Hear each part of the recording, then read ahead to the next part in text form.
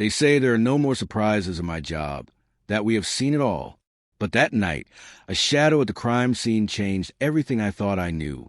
What seemed like a routine case turned into a labyrinth of hidden clues that no one else could read. I am Dr. Ricardo Mendez, a forensic doctor in Guatemala City. I have spent years uncovering the truth behind lifeless bodies, but I had never faced anything so baffling.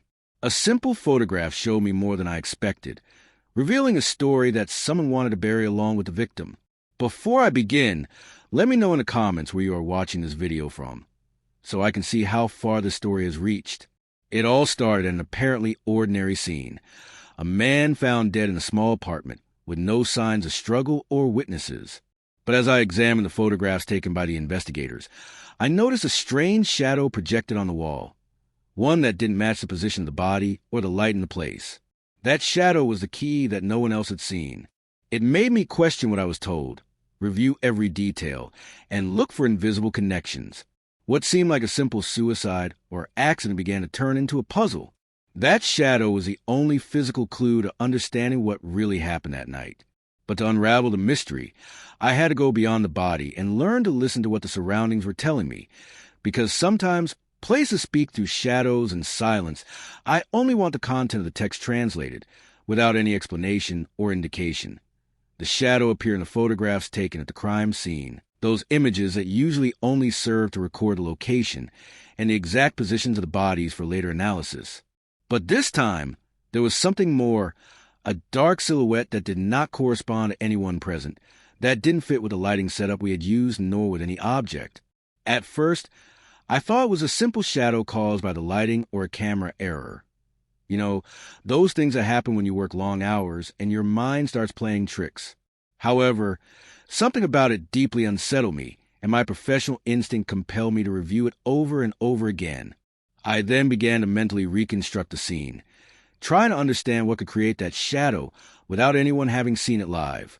I re-examined every photograph, every angle, the positions of the bodies and objects. While doing this, I noticed that the shadows seemed to follow a direction, as if pointing to an invisible path, a line connecting certain scattered elements. I then remembered that sometimes, in places where crimes occur, there are minimal details that many dismiss, like small marks on the floor, objects out of place, or, in this case, that shadow that seemed almost like a map. I resolved not to be swayed by easy explanations or the fatigue accumulated after days without sleep. I called an expert in forensic photography to delve deeper into digital analysis. While waiting for their report, I reviewed the statements and testimonies from witnesses and fellow officers who arrived first at the scene. Nothing seemed to point to what I was starting to glimpse. There was a sequence of events that no one had considered and that the shadow in the photographs was beginning to reveal. The next step was to cross-check all this material with the physical evidence, returning to the place where it had all happened. Walking the site at those hours, almost alone, with only my thoughts and the flashlight I carried, allowed me to better understand the spatial arrangement and how shadows could play a fundamental role in what really occurred. I remembered that in the dark, perception is altered and not everything is as it seems at first glance. I was certain that the shadow, far from being a mere error, was a hidden clue, a message that the case was sending me from the darkness. Returning to the lab, my mind full of questions and theories, I received a forensic photography expert's report. They confirmed that the shadow did not correspond to any known object, but was a result of a human presence, a figure that had been at the location at a specific moment and had gone unnoticed by everyone. This shook me, because it opened the door to a new question. What or who had left that shadow, and why had it not been detected? Resuming the chain of custody of evidence and reviewing footage from nearby security cameras, I found something unsettling. Several minutes during which a person had fleetingly crossed the area, just before the body was found. But no police statement or testimony mentioned this figure. It was as if that shadow had been a specter, a secret the scene had guarded jealously. This revelation immediately caused the case to take an unexpected turn.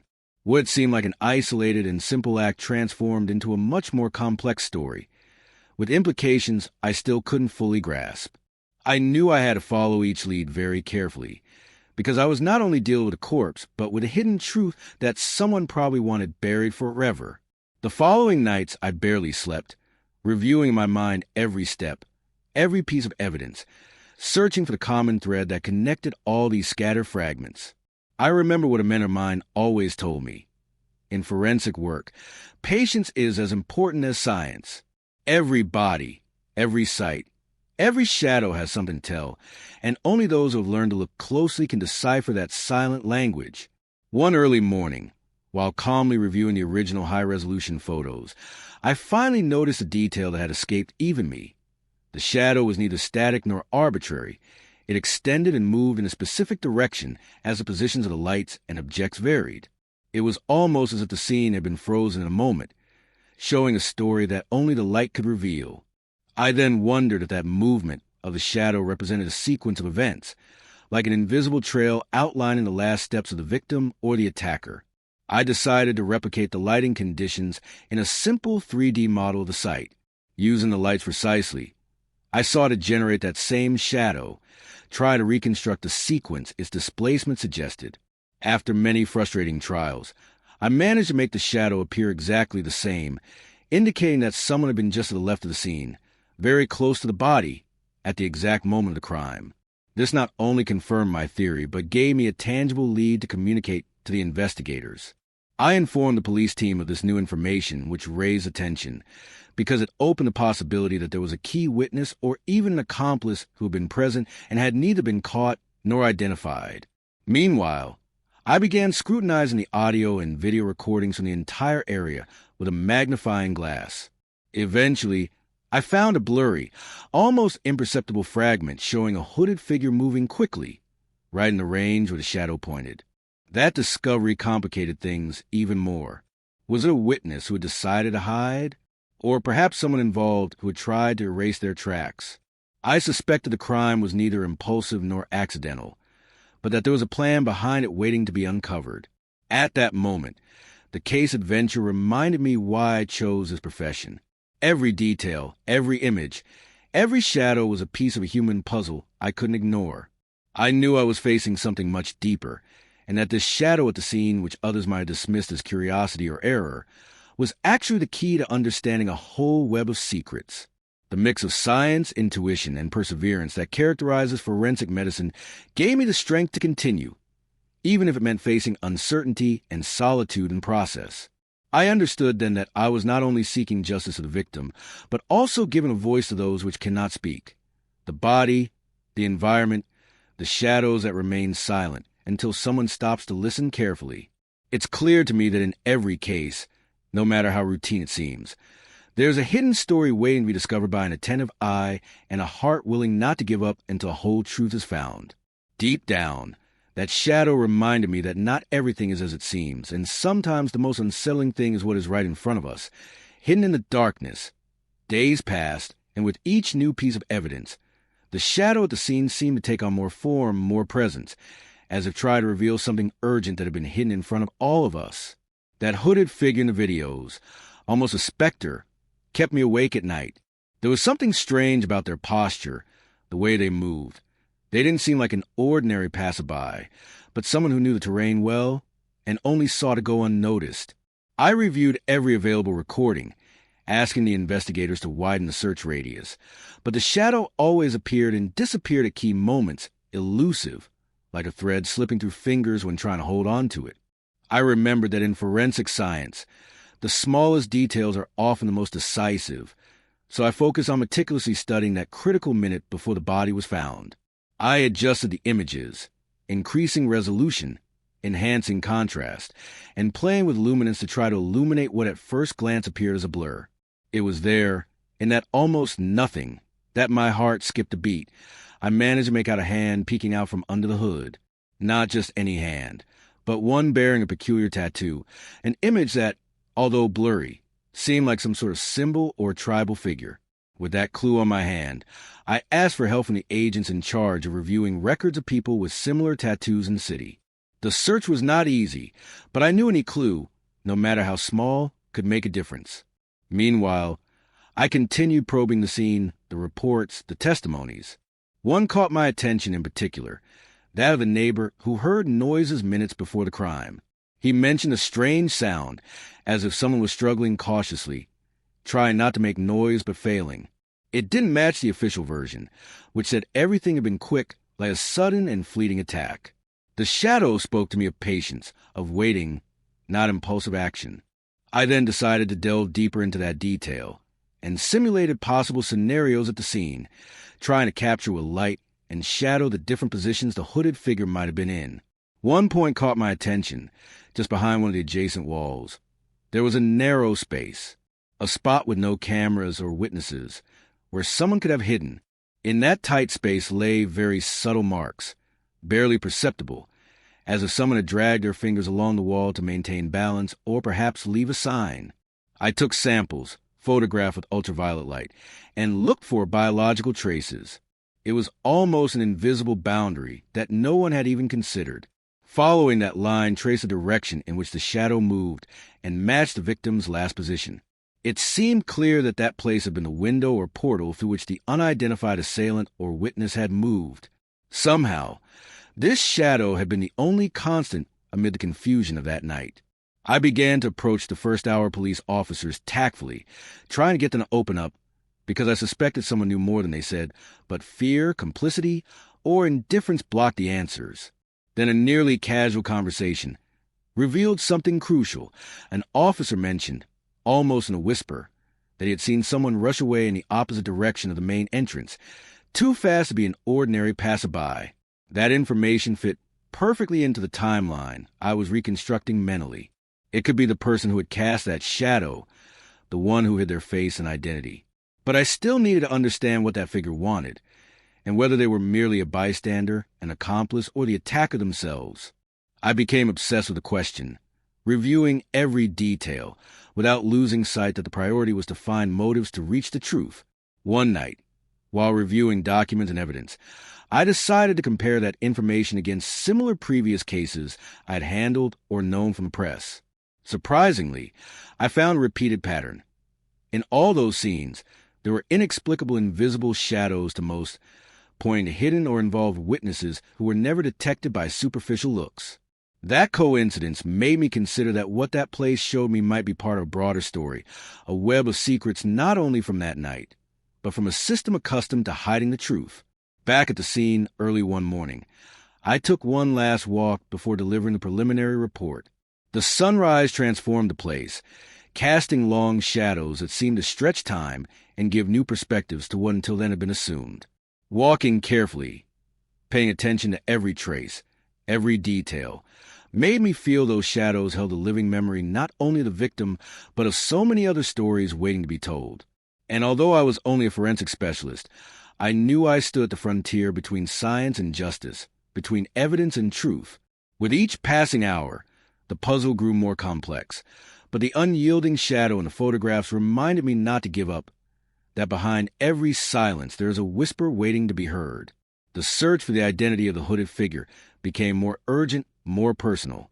Sending the images to databases and consulting criminal profiling experts brought new data. The tattooed hand belonged to a known offender with record, but that alone did not confirm guilt. It only added a new chapter to the story. I began to suspect that the shadow might represent more than a single individual. It could be the physical manifestation of a network involving several people, a closed circle with interests that did not want the truth exposed. I started seeing patterns of cover-ups, contradictory testimonies, and manipulated evidence that cast doubt on the official version. The crime seemed not to be an isolated act, but the visible piece of a deeper, much darker and more dangerous conflict. That's why, the closer I got to that truth, the heavier the burden and implicit threat felt. It was not just a matter of forensic science or rigorous procedures. It was a delicate game where the stubbornness to know could put not only my reputation, but my safety at risk. Despite exhaustion and underlying fear, I pressed on. I knew that doing just that was the only thing that could keep my conscience calm. The following days moved between discoveries and dead ends. When it seemed everything had reached a standstill, I received an unexpected call from an anonymous informant who, with a trembling voice, told me that the figure I had seen in the shadows was not only at the scene, but had been moving within circles where they didn't belong. They gave vague clues, blurry names, but it was enough to ignite a new spark of hope. With renewed determination, I went back over each frame, each piece of evidence, hoping the shadow would keep speaking. And it did, finally showing a pattern that could not be ignored. That silhouette not only marked physical presence, but indicated intent, prior tensions, the held breath before the act. It was a story told in silence, with light and darkness as narrators. Now more than ever, I was convinced that every shadow appearing at a crime scene is neither incidental nor insignificant. It always has a reason, a story, a muffled scream waiting to be deciphered and heard. And in this case, that shadow was a key that could change everything, that could open doors to secrets hidden beneath layers of fear and deceit. As I write these lines to share the story with you, I still feel the chill caused by unsolved mysteries and darknesses that forge myths or realities. But I also know that shadow taught me something invaluable, that behind every body, behind every place, there's always an invisible voice, a presence fighting to be seen and heard. My job, my vocation, is to listen to those voices, decipher those shadows, and never let the darkness swallow the truth. And although the case remains open, uncertain in some aspects, one thing is clear to me. There is no small evidence or invisible detail. Everything, even the most unknown shadow, carries a message. You just need to be willing to look beyond the obvious, listen to the silence, and believe that even in the densest darkness, there is a light showing the way. In the end, perhaps that shadow was not just a clue but beacon, an unexpected guide that reminded me why I chose this profession, and why, no matter how hard it gets, I will never stop seeking the truth. The tension thickened with each new verification, as if I were trapped in an invisible snare that the shadow itself was weaving around me. Every day, returning home, I felt that weight on my chest that neither sleep nor the passage of hours could lighten. There was something about that case that went beyond its criminal nature. It was a dark reflection of a city caught between fear and silence, where justice was not always just and the truth was disguised with layer upon layer of deception. One night, while reviewing the footage again in my office, a small but unsettling detail caught my attention. In a frame that had previously gone unnoticed, the hooded silhouette made an unusual hand movement that seemed like a greeting, an almost imperceptible sign. But not to anyone in particular, rather to the environment, as if marking a territory or confirming something to someone who didn't appear on the video. That revelation opened a chasm of possibilities in my mind, some so complex they almost scared me to explore. I decided to involve the forensic video analyst from the Attorney General's office directly, showing them the new observations with the hope that, using their specialized tools, they could reconstruct sequences and movements beyond human perception. What we obtained was even more disconcerting. The shadow moved with almost choreographed precision, adapting and responding to noises or lights that, according to official testimonies, did not exist. Who was directing that dance in the darkness, and why? Suddenly, the scene lost its apparent spontaneity and transformed into a carefully staged performance. As the investigation grew more pungent and complex, the preliminary report I was preparing began to take on a much more cautious tone. I needed to be rigorous in my statements, but also aware of what they could trigger. In an environment where silence and complicity seemed to reign, every clue was a crack where light could slip in and reveal uncomfortable secrets. But it could also provoke unexpected responses. It was at that moment of uncertainty that I received an encrypted message in a language only someone with experience in my world could understand. The note had no sender or signature, but it contained an address and a time, an implicit invitation to meet someone who knew the truth behind the shadow. I took that signal as a challenge, a direct blow to the growing frustration of the investigation. I knew accepting meant entering unknown territory, where the rules vanish and danger lurks around every corner. But I also knew it was the only way forward. I arrived at the indicated place, an abandoned building on the outskirts of the city, where the gloom seemed to devour any trace of light. I entered cautiously, hearing the echo of my dragging steps, feeling how the shadow that figure pursued seemed to vanish to give way to mine. Someone was waiting for me there, also wrapped in darkness, whose voice I could barely distinguish, but whose words were etched into my memory. "You did well to come, Doctor. Not everyone wants the truth behind that night to be known. The shadow you seek is not just a hooded figure. It's a network, deeper and more dangerous than you imagine." The informant began telling me things that made me question everything I thought I knew. There were people within the justice institutions who profited from silence, who wove illicit alliances with certain criminal sectors, using shadows to move their pieces unseen. The hooded figure I saw in the footage, the tattoo we identified, was just the tip of the iceberg, a messenger within a much larger structure. He spoke of evidence that had been diverted. Cases closed without cause, veiled threats to those who tried to speak.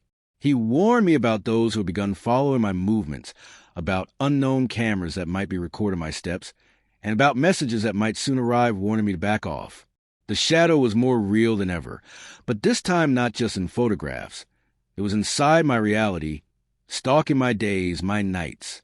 I left that place with a heavy conscience, but renewed determination. Now I knew that working in justice was not just a matter of technique or evidence, but of courage and will to face what many prefer to keep buried. Because when corruption and fear nest in the same house that should protect us, the truth becomes a constant struggle, a battle to be sustained, even with trembling hands. The following days I lived in a state of alert, guarding every meeting, talking with acquaintances who provided fragments, while simultaneously staying attentive to any sign of threats. Personally, I felt how that case absorbed me, as if the shadow had taken control of part of me. Yet, I couldn't afford to falter. I knew behind that darkness was a victim who deserved justice, and that my role was to honor her, no matter what. In an unexpected turn, just when the investigation seemed stalled, I received a call from a reporter who had followed the case from the beginning. Her voice expressed urgency and a hint of fear. "Dr. Mendez, I just received a recording that could change everything we know." An intercepted conversation between two people apparently directly involved in the night of the crime. But you need to see it in person. It's delicate. We met that same night in an almost empty cafe. She took a small USB device from her purse and with a serious gesture said, "Be careful with what this contains. It's not for everyone." That recording was like a window into that hidden circle of the shadow. Low voices, incomplete phrases, names mentioned covertly, but also gunshots, orders, and a clear mention of erasing evidence that chilled my blood. That was the evidence I'd been looking for, but that no one, or almost no one, had had the courage to show publicly.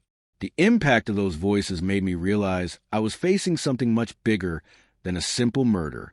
With each listening, the web grew more complex, with implications involving not only the crime but the systematic manipulation of truth, affecting other cases, families, lives. The shadow no longer had to hide, because its nature was to be part of the system. And my job was, perhaps, to start illuminating that darkness, so that justice would no longer be just a word. But then one day, an unexpected call forced me to take a step back. It was from an unknown number, with a voice cold and threatening. "Keep snooping, doctor, and you'll see how far you're willing to fall." It was a direct warning, a reminder that the power of shadows can silence any light that dares to challenge it. I couldn't help but feel vertigo. But I also knew at that moment that the path to truth would never be easy or safe. After all, that case, seemingly just another tragedy, had become the tangible proof of what happens when fear and corruption stand hand in hand before justice. The shadow taught me that behind every step and every gesture there were hidden intentions, and that some were willing to do anything to preserve the veil covering their acts. Even with all that, something inside me resisted, because I knew surrender was not an option, that every small light I managed to ignite helped dispel that darkness. And I also knew this work was not only mine, that there were others in other places doing the same, seeking the truth, facing their own ghosts. That is why, when I review that last photo where the shadow appears once more, I don't see just a dark blur in the scene. I see the silent battle of those who fight. So truth prevails, a call not to be overcome by fear or silence. I see that eternal reminder that even in the densest darkness, there will always be a light willing to illuminate the way, and that maybe, just maybe, a shadow is not just a sign, but a presence that refuses to be forgotten. So, as day turns to night and the city covers itself in shadows that seem to whisper secrets, I remain here listening, because those voices, those presences, deserve to be heard. And this story, still without a clear ending, is part of that commitment that drives me every dawn. Not letting any shadow erase the truth that everyone deserves to know. Weeks passed, and each advance in the investigation seemed to open doors to increasingly dark and labyrinthine corridors. The recording the journalist had given me was not just an isolated fragment. It was the initial piece of a puzzle that was beginning to take shape with terrifying clarity, although that clarity brought more questions than answers. I immersed myself in repeatedly listening to that file, trying to unravel names, dates, broken details, any data that could help connect a network that seemed to sustain the shadow. One night, while reviewing the audios in my office, I received another call. This time it was a female voice, trembling, almost a whisper loaded with urgency. She warned me to be careful with my movements, not to trust anyone outside a very small circle, and that there was someone willing to help, but who also expected something in return. The woman introduced herself only as Leah, and cut off the communication before I could question her further. That unknown woman then became another enigma added to the case, and to the increasingly palpable feeling that I was being watched and perhaps manipulated. I began to be extremely careful with my routines. I changed schedules, meeting places, and even routes to get to the lab or the prosecutor's office, where I struggled to share progress with those I could trust. The weight of the threat was real, and more than fear, I felt a bitter mix of anger and deep responsibility. The victim deserved for someone to raise the curtain, even if monsters lurked behind it. The corruption they had described to me was no longer a theory. It was a shadow cast over every step I took, ready to do whatever it took to protect itself. Meanwhile, the shadow in the photographs remained a tangible and intangible enigma at once. I was almost obsessed, trying to trace every movement, every gesture, every hint of intention.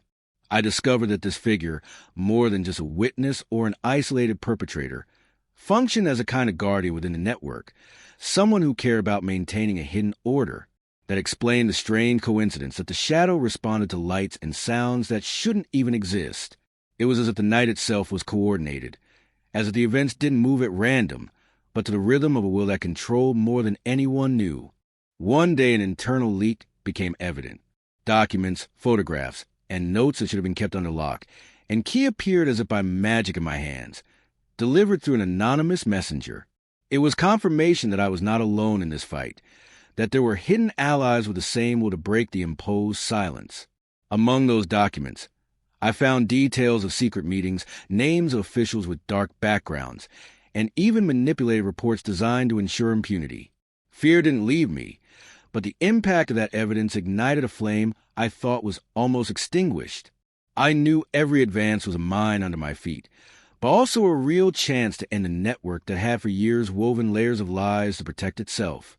Deep down, I realized this case was not just about one more crime. It was a reflection of a bad sign for the whole society, a mirage hiding behind the apparent calm and normalcy of a city that wanted to silence its own tragedies. Amid this whirlwind, I kept in touch with Leah. Slowly, the conversation that arose through encrypted messages and furtive meetings revealed what seemed to be a parallel story.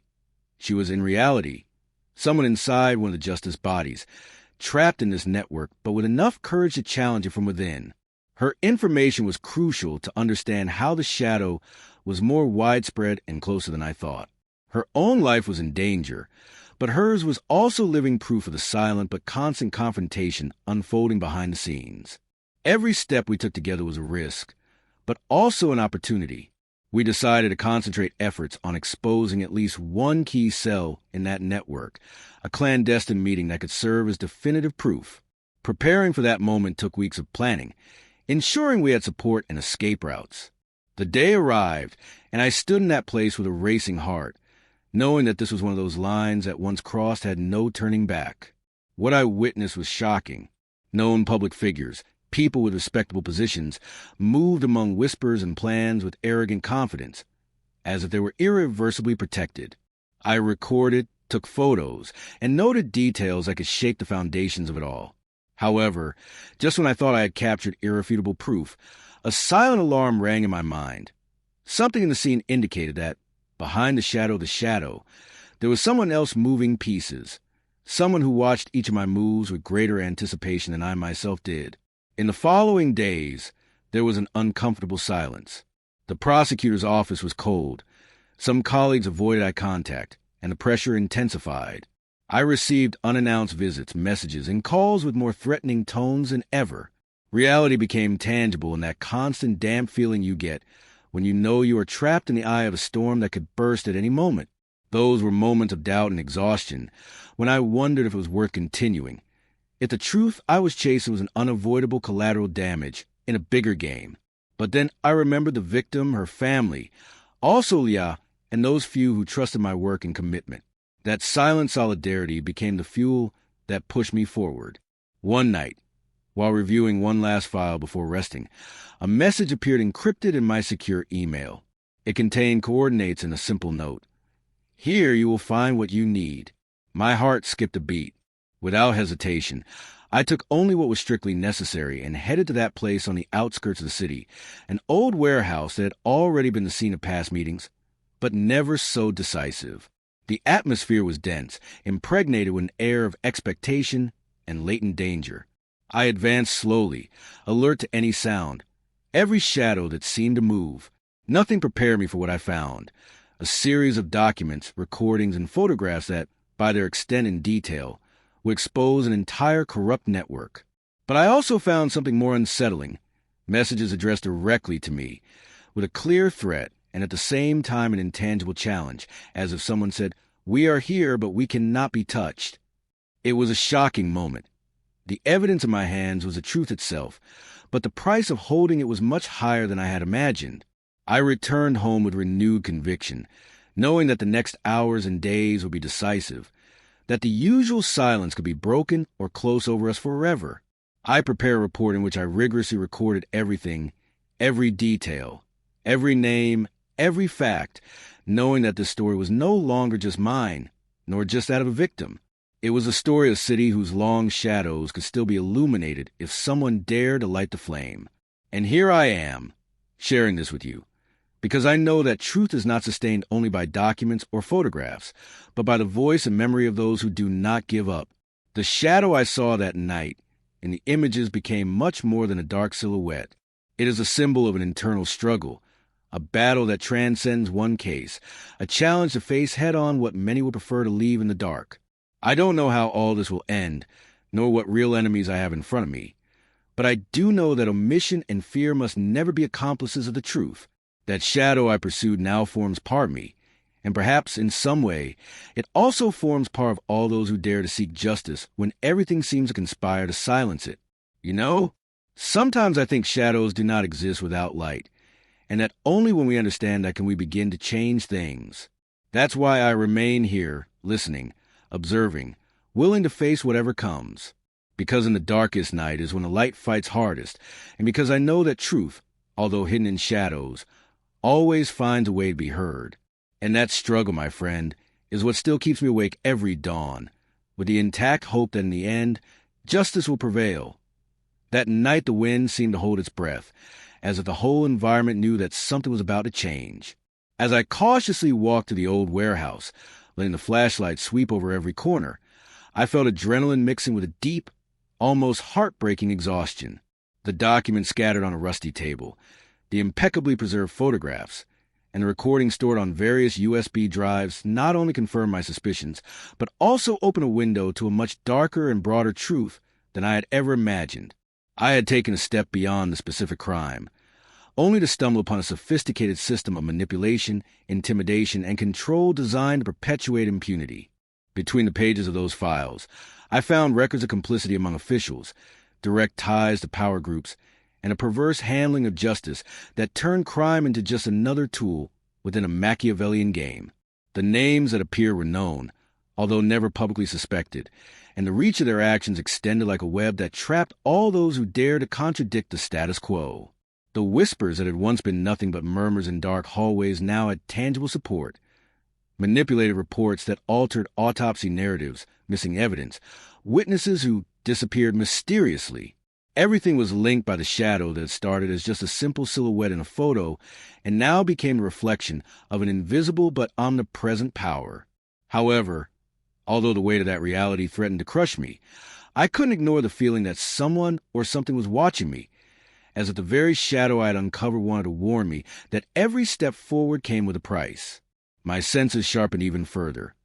Every out-of-place sound, every exchange glance became a possible sign of danger. Liao remained my main contact, and in every meeting, between whispers and precautions, she conveyed fragments of information that few knew. She told me about an internal network of informants, people caught between loyalty and fear, but willing to break the silence. Those conversations became the anchor that kept me steady, the constant reminder that I was not completely alone in this battle against darkness. One night, while reviewing the documents in my office, I received a new lead that changed the course of the investigation. There was a connection to a series of recent disappearances that, until then, the prosecutor's office had tried to downplay. It was clear that it was all part of the same web, a structure willing to eliminate obstacles, erase evidence, and kidnap the truth. The scale was becoming increasingly terrifying. Those who controlled this shadow were not satisfied with simple acts of corruption. They were willing to use violence and terror to maintain their control. The reality I faced was not only complex, but also brutal. I then decided that I had to act cautiously, without hastening moves that could put both my life and that of those supporting me at risk. Together with Liao, we planned a strategy to leak part of the information to trustworthy media, but very carefully, selecting small fragments that could sow doubt without endangering the integrity of the operation. It was a meticulous process, full of nerves and mistrust, because any mistake could mean the end of everything. The tension became unbearable with each passing day, and the feeling of being constantly watched increased, as if those invisible shadows were playing a macabre chess game where every piece had a price. There was a moment when I thought about giving up. The pressure was overwhelming, and loneliness seemed to envelop me with a paralyzing cold. However, the voice of the victim, the same one I had carried with me from the beginning, and Liao's silent support pushed me to keep going.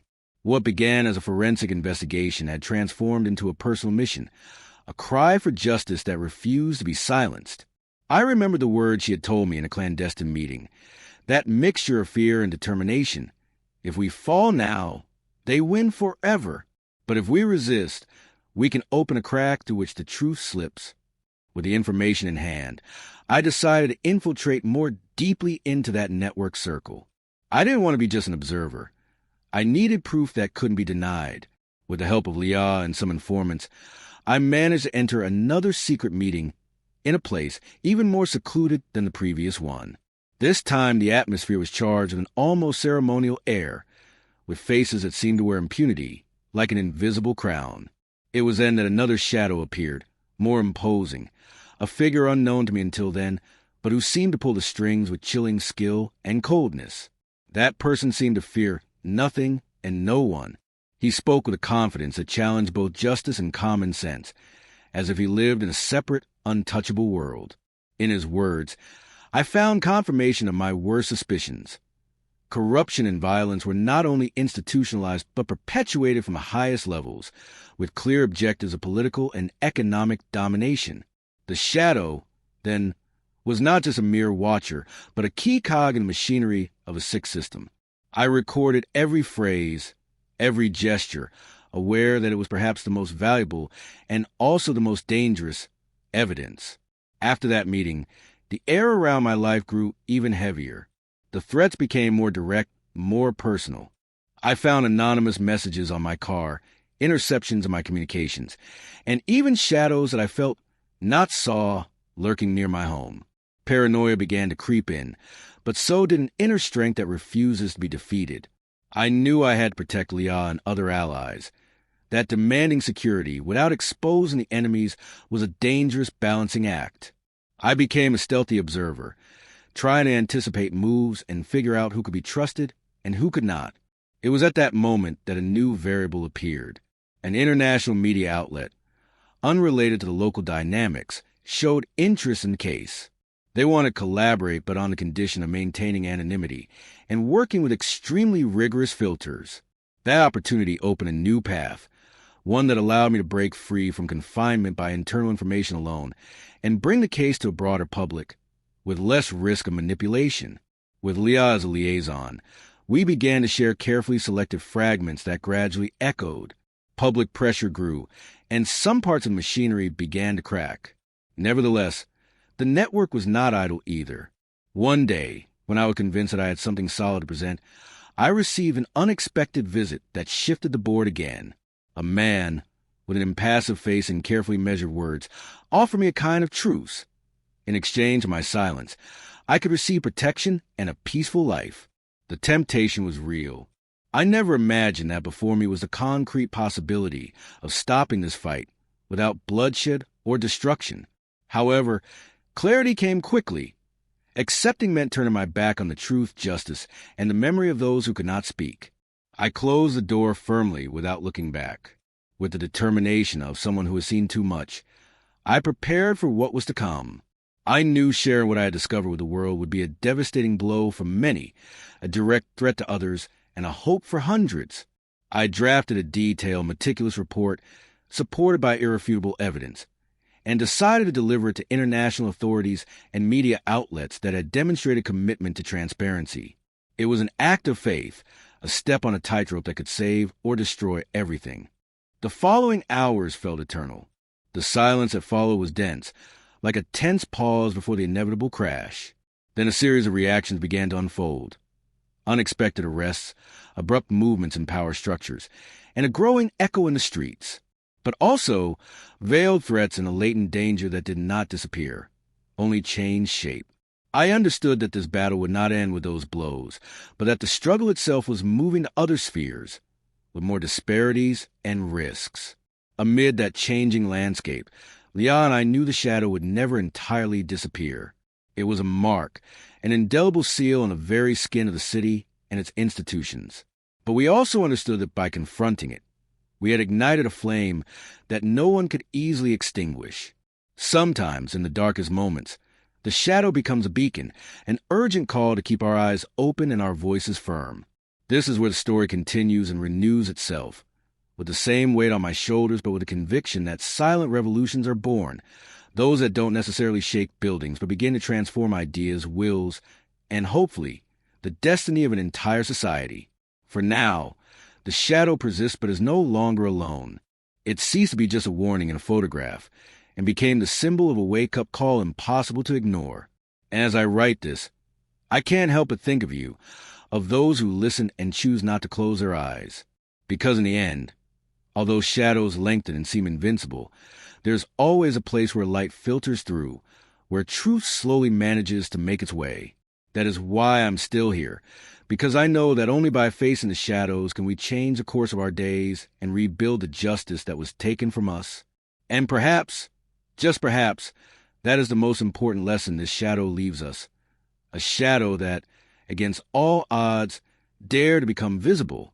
From that moment on, everything became a delicate balance between moving forward enough to prevent them from winning, but without making a sudden move that would condemn us to an inevitable disaster. The weeks that followed were a succession of days in which simply opening the door to my house was a battle against a fear that wanted to paralyze me. I felt the invisible weight of a constant gaze. On the street, on public transportation, even in strangers' conversations that stopped when they saw me pass by.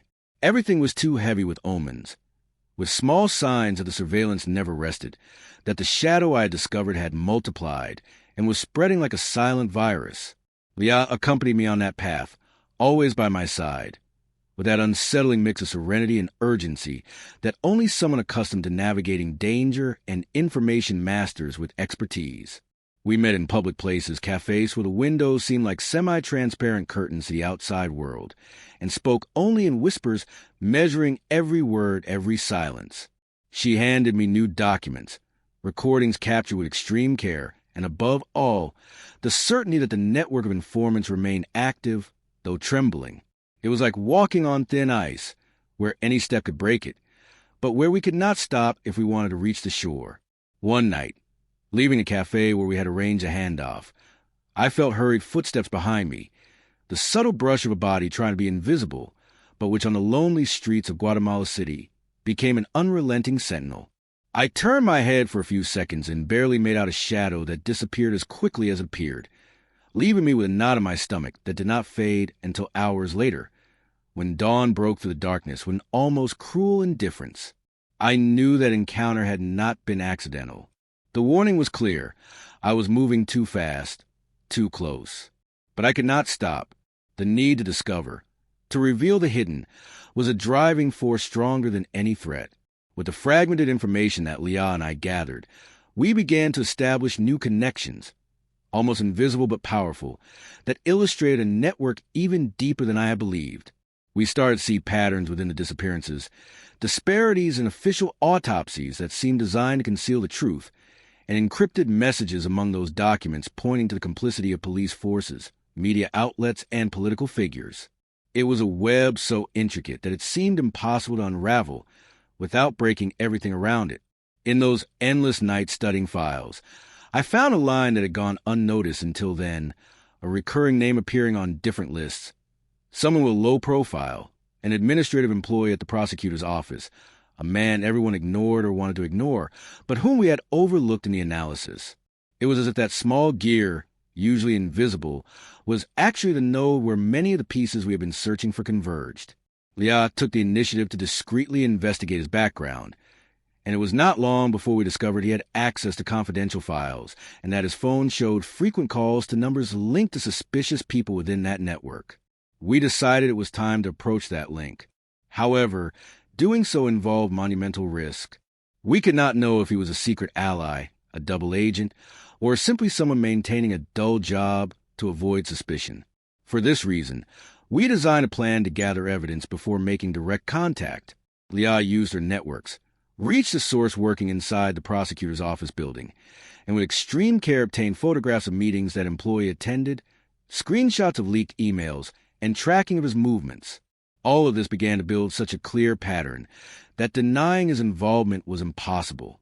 But the line we had crossed felt like an invisible border watching us. One day, while checking email in my office, I found a message with no sender, containing a blurry, barely discernible photo, but enough to identify Leah and me at one of the last clandestine meetings. That was the trigger that made me realize we were being watched closer than ever. Immediately, I deleted everything that could pose a risk and made sure Leah was safe. I gave her instructions to change location, stay silent, and trust no one outside our tight circle. The following days turned into a paranoid game of signs and signals.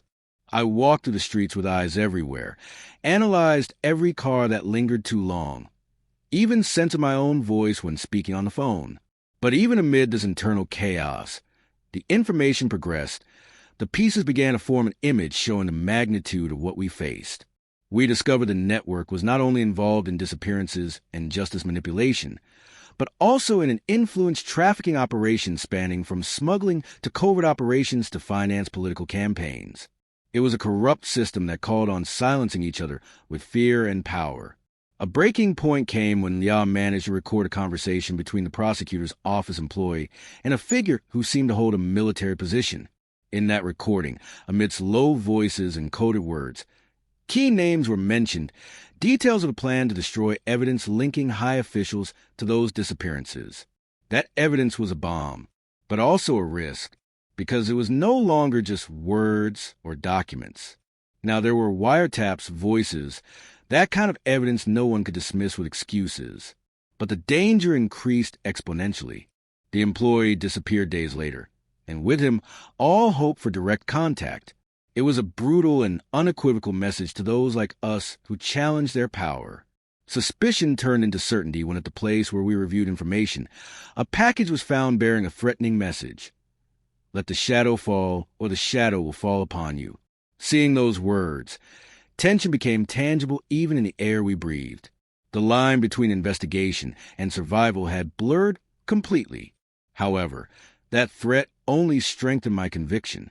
The shadow that had emerged in the photographs was no longer just a symbol, but a political and social reality that we had to face.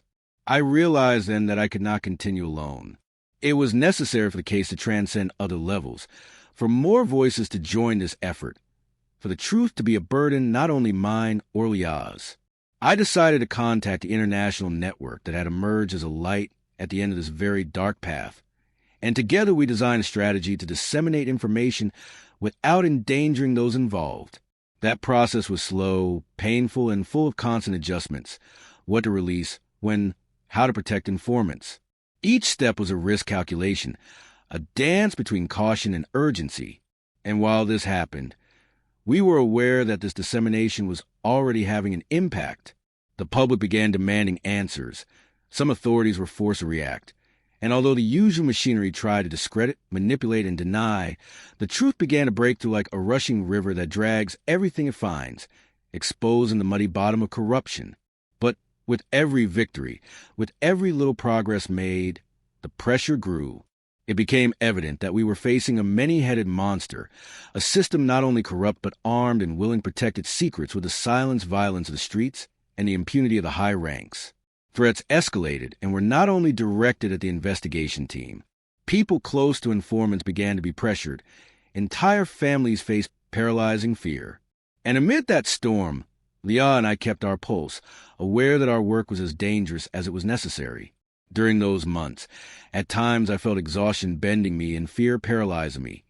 But the image of the victims, of their silent stories and commodities of impunity, was a constant reminder that each step, each sleepless night, made sense if it could bring us closer to justice that for so long had been hidden under layers of silence and fear.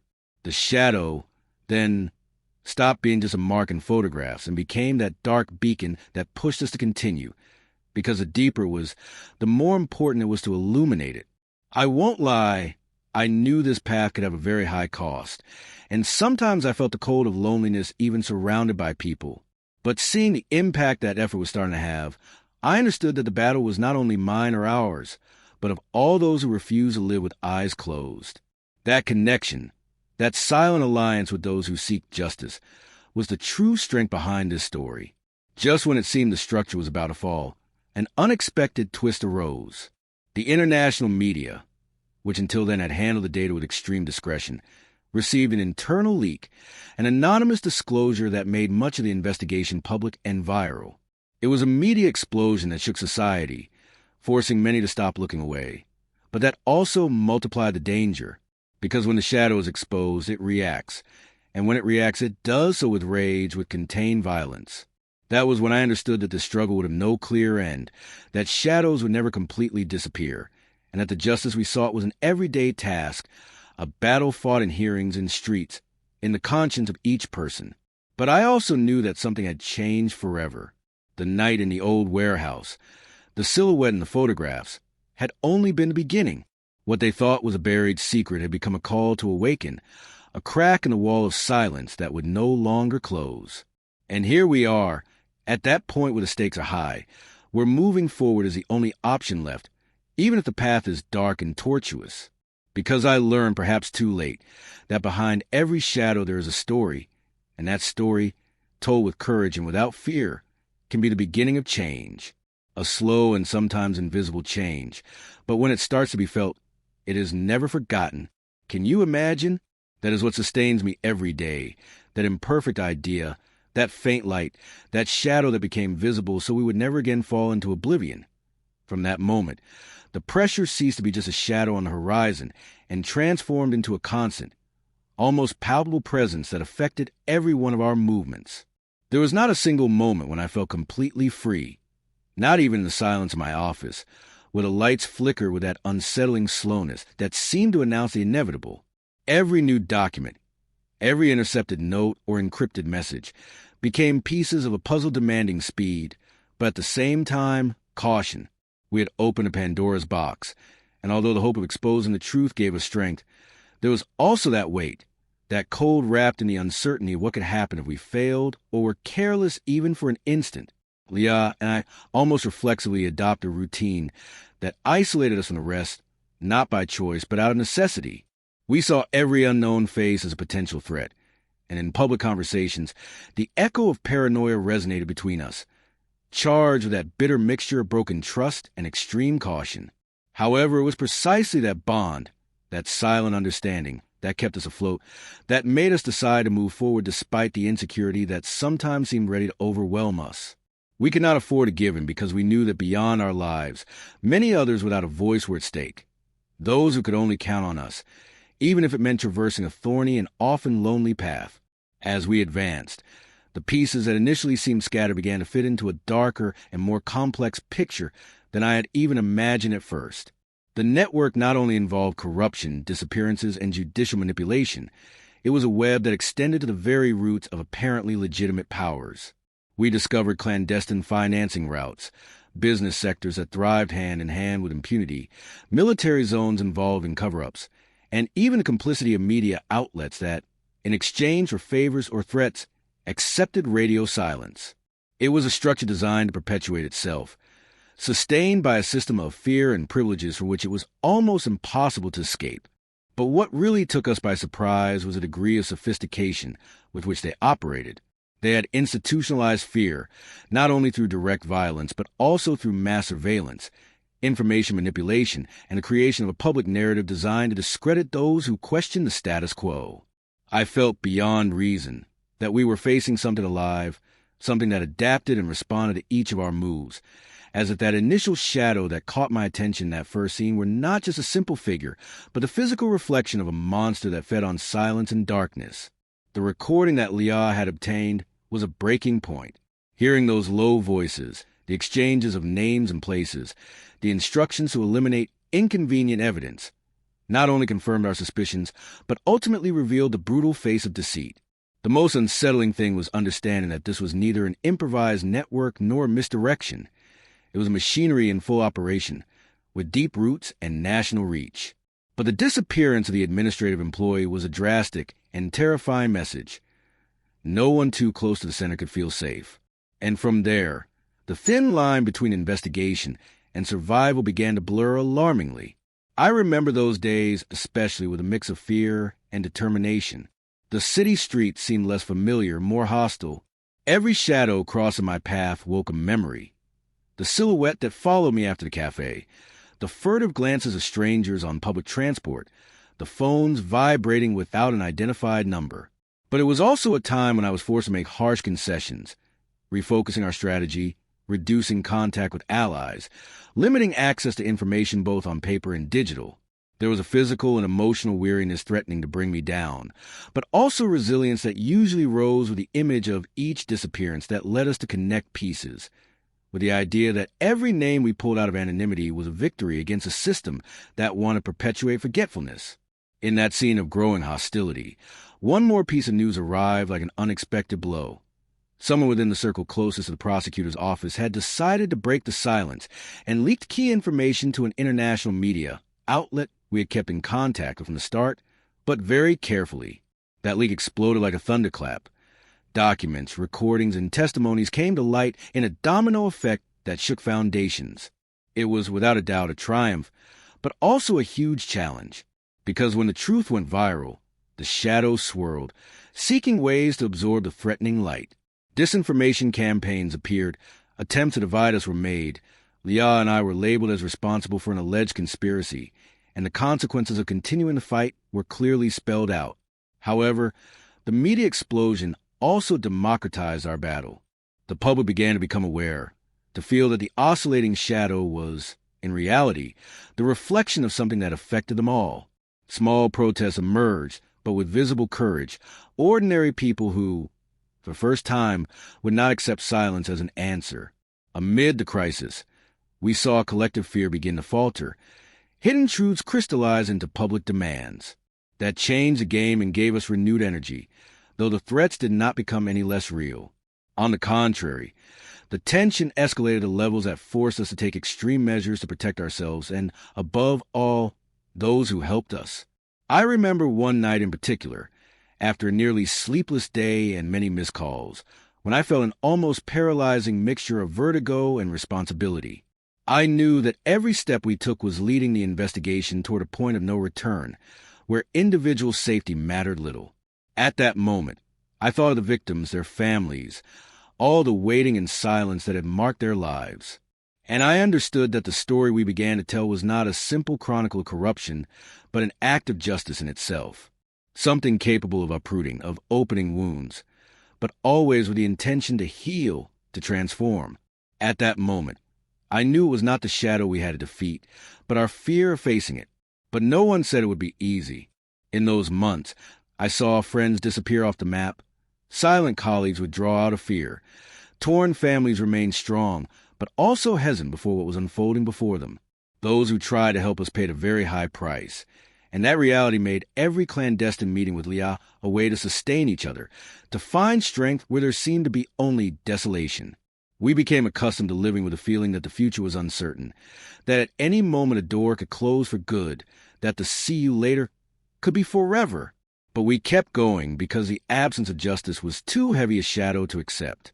In times of such darkness, the act of narrating, of telling the story, became an anchor. I realized, without false pretensions, that those words carried unexpected power. Revealing the truth behind the shadow not only wounded the corrupt system, but also gave victims the visibility they deserved. It was as if by illuminating every hidden corner, we could begin to recycle fear into hope, apathy into action. And although the path was tortuous, slow, with steps that often went backward, that silent transformation did not stop. The shadow had been revealed, and it no longer had anywhere to hide. Thinking about all that, about what we have lived through, about the nights when sleep seemed impossible, I realize this fight is like riding an unpredictable wave. You have to maintain balance, not let the wave crush you, but also not stop the momentum, because you know that, in the end, that wave can be the force that changes things. The shadow we started chasing in those photographs is now a gigantic figure with multiple arms, representing much more than a case. It is a struggle for truth, memory, and justice in Guatemala City and beyond. That is why, with every step I take, I feel that I am not alone. All those people, those names and faces who refuse to be forgotten, push me to keep going. With fear, yes, but with a conviction that nothing can extinguish.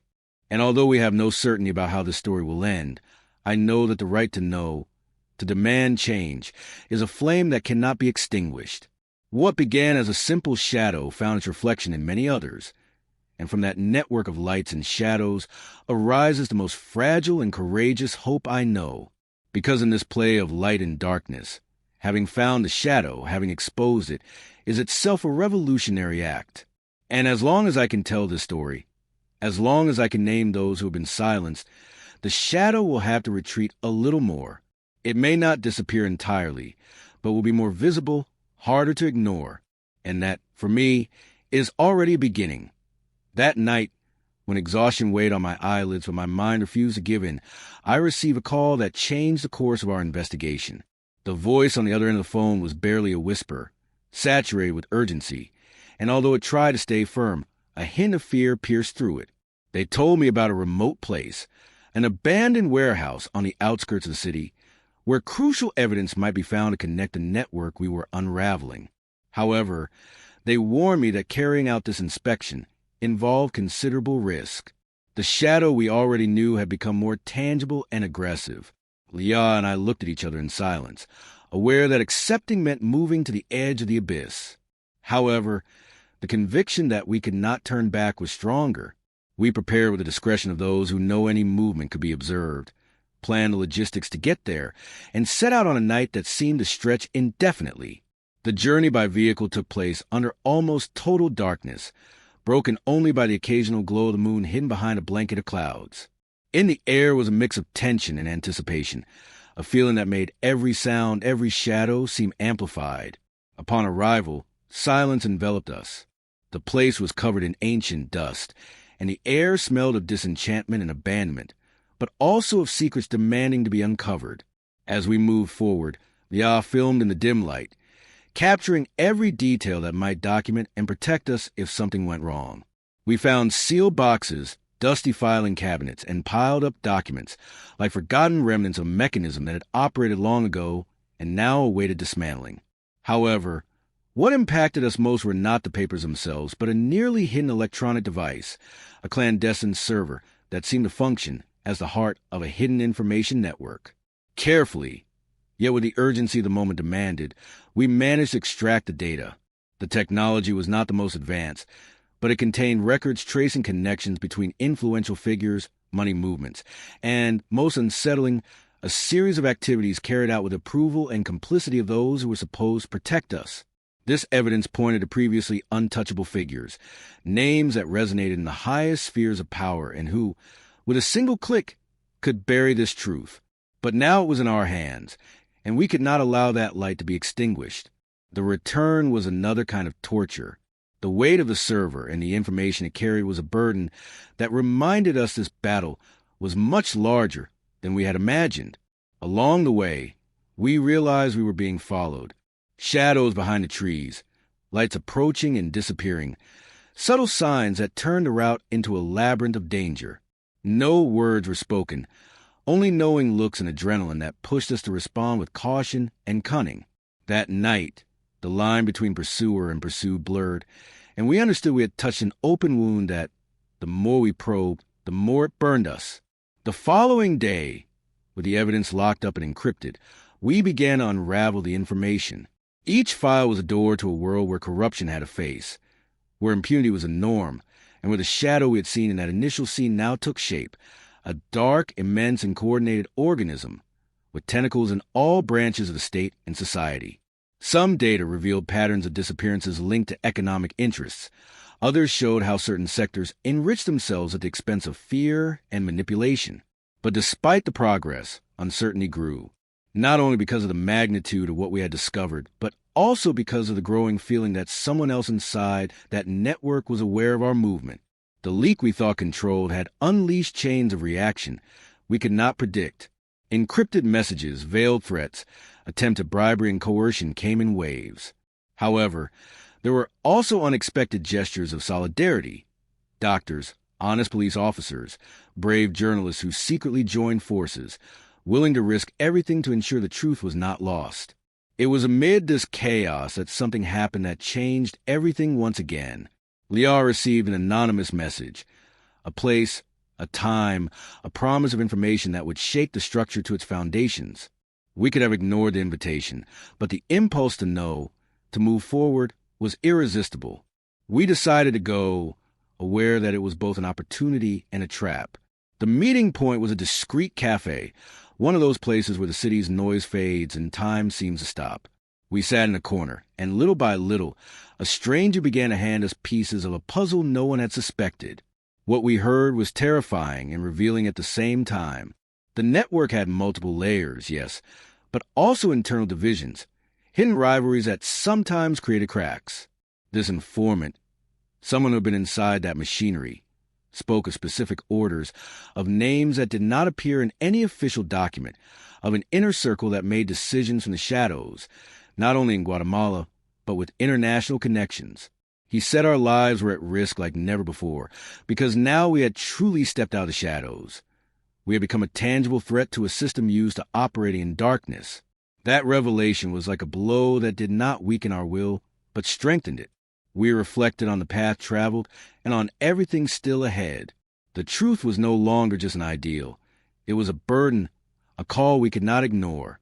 The shadow that promised to devour any glimmer of light was, in reality, a monster vulnerable to courage and perseverance. We understood that our battle transcended the initial case to become a movement capable of awakening consciences and affecting change. That's why, amid all that darkness, I decided to hold on to something fundamental. The story we told was not only about a crime or a corrupt network. It was a story of those who still believed in justice. It was a testament to resistance and bravery. And although the shadow has continued expanding, now I know it cannot do so without being challenged. Every step we took, every name remembered, every clandestine act we documented, turned that shadow into a visible, wandering figure that could not completely hide. Today, as I recount this, I still feel the weight of everything experienced, but also a strange calm. Because the fight continues, yes, and the long nights, the lurking danger, and the hidden faces are still there. But there's also the certainty that we have lit a flame that not even the darkest darkness can extinguish. And that lamp, faint but determined, will continue illuminating paths where before there was only fear. In this story, the shadow is not simply absence. It is a trigger that forces us to look, to act, and above all, to never forget that although darkness tries to usurp everything, the truth will always find its way, slow but relentless.